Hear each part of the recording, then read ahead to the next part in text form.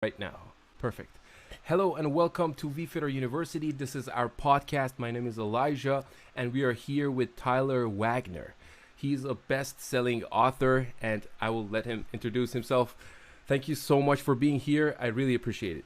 Of course. As you said, my name's Tyler Wagner. And yeah, I'm a best-selling author, multiple books on Amazon. I actually have one that's a number one Wall Street bestseller. That's probably the one I'm most proud of. And then I run a company called AuthorsUnite.com where we help people write, market their books. This is beautiful. To your conference crushing, just briefly, I hear that you have like undeniable rules. You think would be the awesome rule that you can give our audience like a demo to your book? Yeah, I think actually, and it's funny, so just so everybody knows, the book that I'm proud of, and it's actually one of my well-known books, I wrote that like I think 12, 13 years ago. Oh, wow. When I'm 32 now, I wrote it, I think I was like 19 or 20, maybe 21, but it was a while ago. So it was the first book I ever wrote. The one thing that's coming to mind, and I don't know if this is actually one of the 17 rules. It's been a long time since I've actually referenced that book. One thing that I think would be most valuable is that most people go to conferences based on like the speakers are and the content that's going to be delivered at the event, which makes complete logical sense. But the reason I actually always went to conferences is more about connecting with the people there. So I think that mindset shift is crucial, and it's how you actually get the most out of conferences. And what I mean by that is if there's 3,000 people at an event, for me, I can Google or read a book on anything. Like I don't need to get information from events because it's all at your fingertips on your phone or your computer. The reason I'm going to an event is I want to connect with as many of the attendees and speakers and coordinator. I want to connect with all of them and see how we can do business together, become friends, whatever it ends up being, like the synergies. And if you go into an event that way, you'll definitely leave it feeling like you got your money's worth. Like it's more likely than just sitting there and listening to content, right? Definitely. And so, yeah, I would go to events, say there's 3,000 people there, and I would walk away knowing 500 of them. Like literally, yeah, like, you want to be like a networking machine, and I think that's where you get the most value of events. This is interesting, but like I'm thinking right now, for example, for a person who is like social, how would you recommend they practice it? Is this like a practice itself that you have to walk up to the people and introduce yourself? I think that's actually another mindset shift. So the thing there, and I think I do mention this in the book actually in one of the rules, but the thing there is you want to focus more on them and less on yourself. So the reason most people get nervous is because they're not actually listening to the other person. They're more, every time the other person talks, they're thinking about what they're going to say next. Yes. And you're not actually really engaged and it's actually kind of crazy. Like people, I think, actually are this way, like more than 50%. So that is pretty interesting. So, but if you want to alleviate most or all of your nervousness, if you will, just completely focus on them. And then the responses will naturally come out of you, right? Like be curious, like ask questions that you really want to know answers to. And then the conversational flow, your nerves will go away because you're not focused on you, you're focused on the other person. Very interesting. Yes, this is like that I've been practicing. And this is because I've read the book Public Speaking by Dale Carnegie. And one of the ways to practice it was going to church, basically. And I realized when you go to church, when you do the when you do the confession, it's actually like you feel naked there. It's very uncomfortable, and people that are looking at you and like admitting to something, but as a way of like speaking. So personally, I'm practicing focus and speaking both at church, which is like, I love it. That's a great way to practice. Absolutely. Thank you so much. Which is basically like listening, right? So it's like focus, but really being present at the moment and listening to every words that the prayers and priest says. So absolutely, it's interesting. I love that. I think that's a great idea. Awesome. So just out of curiosity, believe in God? That's a cool question. I take the stance. Have you ever heard of Jordan Peterson before? Yes, I've read all his Uh, books. oh, okay, me Yes. too. Well, if I'm being completely honest, Maps of Meaning, his first book, that one I've attempted to get all the way through. It's very Mm. difficult, but his other ones I've read, like Rules for Life and stuff. But Meaning, I don't know if you know of that. Do you know of that one Yes, by him? yes, yes, yes. Okay, one is difficult. If you've read that whole, but that's impressive. That's I agree. I don't know. I keep. I think I'm like. I tried to do it through Audible, and dude, you like that type of book. You have to visually see it. Like Audible, it was like minutes would go by, and I would realize like I didn't understand or hear anything that he just That's because it's so complicated. But regardless, the reason I bring him up is this: is if I'm remembering correctly, when people ask him this question, I think what his answer, and it really aligns with me, is like lives in a way as if God is real. But at the end of the day, you don't know, right? Is my honest answer. Mhm. But I would like to say that I do believe, and I would like to say that I live in a way as if God is real. So hopefully that Mhm. answers it. But at the end of the day, I really don't know. It's very interesting of you saying. So now, what I believe in personally, let me just talk about a little bit about my business Yeah. I'm doing. So we at VFitter, we are focusing on using AI as simulations, not just chatbots, not automation, but as simulation. Why? Because with simulation, we could predict and experiment with the existing data in the world that we don't know that is yet practical, but we could practice it using AI. For example, you could mix different chemical compounds and do simulations and that you would normally do in lab. So without the cost, without the resources, we can now, using words, actually use human experience that was documented in the large language model to predict whole reports that is like hypothetical, right? But it's 99% true. And practical is basically the difference between knowledge and wisdom. And what we want in life is really the wisdom. To me, actually originated because of my in learning law. As a developer, I was very interested in law, and like one night I just realized, oh wow, like all these like is basically 613 laws that is written, and it's very like designed by someone. It's very interesting, but like software, you do the exact same thing. Conditions you apply layer by layer, and it's very slow sometimes. So my respect was now like from here. I was Muslim first, became atheist, then my respect grew for law in general. And then I realized, okay, is law something that has to be obeyed and practiced? Now the application of law could be used as an example that even in AI we use the examples to basically introduce good patterns that we like. And the AI would predict based on that example way better. And I realized the most practical example as human beings that we have on earth right now is Jesus Christ. So he's not the science, he's the practiced science. He's a role model, he's an example now. And a lot of people debate this, but he was the first and last man that was pre-announced. Like years ago, like a lot of the authors like you, for example, got inspired and talked about him in their books without knowing each other. And those documents were all in Old Testament saying that he would come, right? And he actually appeared, and he became a sacrificing role model, which was needed. The best practical thing that you could do for your family as like a highest measure of love is the sacrifice. And it was like, okay, this now makes a lot sense. Like highest form of power in this world is love, and the love is very like and effective to be manipulated. So that's why in Bible it says your yes should be yes and your no should be no. So it's like you don't have in between gray area. And want to use this power to influence people, to go to conferences, talk to people, and get to know them. And I think your book is putting a premium on this. Yeah, you want to explain more about like what's going on? No.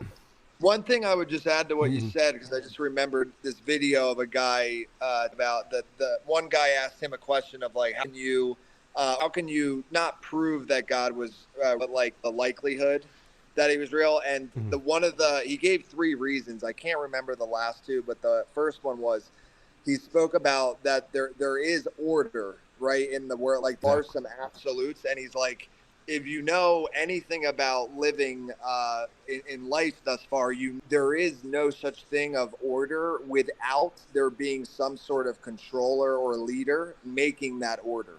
You know what I mean? Like, so he's like, the fact that there are some absolutes and there is some order in the solar system, or what, the universe is of a likelihood of a higher power. I thought that's pretty interesting. I was like, okay, I like that. That makes me believe even more. But yeah, I don't know. I just thought, going off what you said, I thought that was somewhat fitting. No, that's perfect. Actually, it's very interesting because that higher power, some people think that we came from Big Bang, right? So it's like somehow this explosion formed everything and all that order in the universe, which is, like, in my opinion, is very, like, to the actual order that exists in this world. Like, in a game, like, gamers would get it. It's, if you consider a game, the game has a creator, and it makes so much for the creator to give you a demo of what's the highest power that you can use. And he would release the guide, or he would play as a character to show you what it's like to be human. And now if I look at it in from a gamer perspective and a developer perspective, it all makes sense. And I really want to deliver this to Gen Z, because Gen Z is very confused and it's the next future of the world. So I realized that your book is very Gen Z oriented, if I'm not mistaken, but double down things.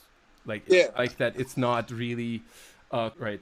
No, I think I try to make everything as simple as humanly possible, because I think a lot of times, especially in business, people make things so much more complicated than they have to be. Like, literally, I can't tell you how many times, like, we're talking like a deal could be like fucks, like the smallest deal you can imagine, and somebody will send you like a 10-page agreement, and it's like, dude, this doesn't, like, what like it doesn't make any sense. For me, if you were to look at my businesses, Authors Unite, and look at our agreements, like for like grand $100,000 deals, our agreements are like a page, and they're just super clear. They're like, this is what we do. If we do not do it, we will give you your money back, like literally what it says. So I think simplicity is such a beautiful thing, and when you can create it out of the somewhat messy existence, it's amazing. Definitely. I feel like simplicity is more practical, and practical is what we need, really. Like, if you think about it, knowledge exists in the world. Like, we could go all the stones on the of earth, but like we'll come up to a number, but like, who cares about that number? You think about it like that, practical. But if you learn human emotions, if you learn psychology, that's the first machine that you're working with, your body, your mind, your communications. And I feel like my after that night that everything came to me, I was like interested in learning practical knowledge and teaching practical knowledge to the world. And I believe our current universities, they lack this. They basically teach that is like grounded, okay? It's not really useful in the workforce. And they translate that with a grade or like to the workforce, which the workforce doesn't really, they want work. They want to teach you their actual workspace. So you do another training, another university at the workforce. And I really thought that somebody should pay me if I want to work for them and learn what to do in their business. So we create this function that is called learn and earn, right? So you're using your brain practically to execute 3 softwares in a pipeline, and we pay you to learn and earn. So your proof of work would be the exam itself, not any exam, not any form of translation. So it's like using the AI to bridge the gap between knowledge and wisdom. And we're basically the world's first wisdom base, right? You know, there's a knowledge base. We could have a wisdom base where we test and experiment and document stuff, and we teach it to the workforce, to the future of workforce. What do you think about that? That's awesome. I think it's awesome, and I think a few things. So when it comes to in universities, it's already been proven that they are not really there for students. Were actually, if I'm remembering correctly, they were designed just to spit out employees, right? More like factory workers and stuff like that. Like they Yes, were not designed for you to become like an entrepreneur or anything of the sort. It was all designed for you to fall in line and end up working for a big company and just follow orders, right? Like that's definitely. so that's kind of sad when you discover that your entire childhood was an attempt to manipulate you to be something that you don't want to be. Yes, uh, right. I'm not saying being an employee isn't a bad thing or anything. If you love what you do, it's great. But I just think what school should be is to help you discover who you are Mhm. and help you to learn things to help you succeed in a career that is something of who you are and what you love to do. It does not do It does that. not so, do that. That's um, facts. so yeah, it doesn't do that. So, other thing I would say though Mm. is this: is that I love the learn and earn concept, but I do want to point out that, like, when I was younger, actually, I did a lot of free internships, and the Mm. reason I did that is that in some cases, the people that like, for example, let's just say Mark Cuban, right? Mhm. Mhm. If you could work for him for free, like you would, right? Mhm. Because Yeah, yeah. like you would, the value you would get from that proximity and just from learning from him would be way more than what he would pay you, a month or something to be his intern or whatever. Like, do you think there is a place where working for free actually makes sense? Mhm. Um, when it comes to online stuff, it's probably probably be earning. But I'm just saying there are those rare occasions where there are things when it comes to work, like relationships and learning from the best in the world, Mhm. where it makes sense to give up the money and take the time and really learn and think about the long term. Um, Definitely. but no, I love the idea, dude. And I think as the more Mhm. your database learns and stuff, I guess the better it'll get. And I think Yes. it's really cool. So that's Thank you awesome. so much. This is great. This was great. I feel like we need to do another episode where we talk about other Yeah. stuff. But so much. If you have any final words for the audience, the stage is yours. No, all I would say, yeah, anybody in your audience that wants to do anything related, me up. I'm happy to help if you have any questions. And I would just say thanks for having me. And yeah, grind going, dude. It's Of awesome. course, man. I'm really down to explore like AI could enhance your website, like AI simulators, and how we could Yeah. generally help authors, right?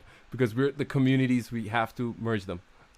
Yeah. With that, Mhm. I had actually forgot about that part. So it's funny. No worries. Um, no, what I would say there is I think that there's got to be multiple ways that it could help, but one way obviously is with the writing of a book. Mhm. I think that there's a lot of opportunity there with AI, different softwares helping Mhm. authors really get their message out there, but not True. not in a way that I think a lot of people are thinking about it, where I'm just going to have AI write a book for me. I There's think no it's way. more Yeah, about having AI support you in writing your book.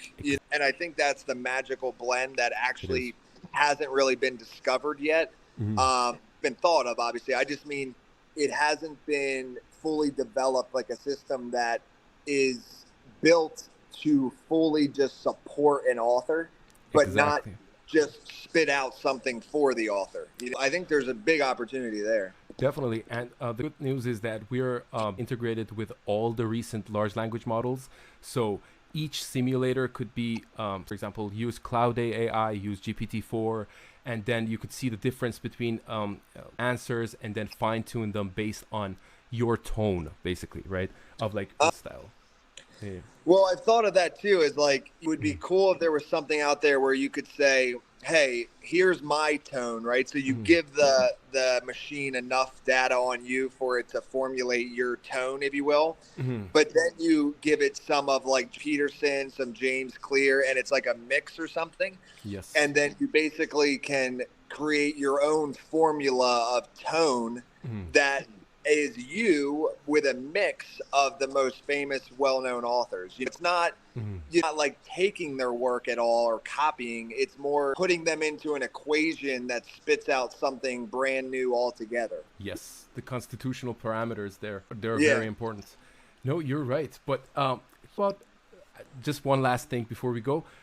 Think about a book that is full of simulations and reports that are for that specific industry, right? So let's say, for example, we have a book for chemistry that we explore and find different reports and interactions. We save them as like reports in the book.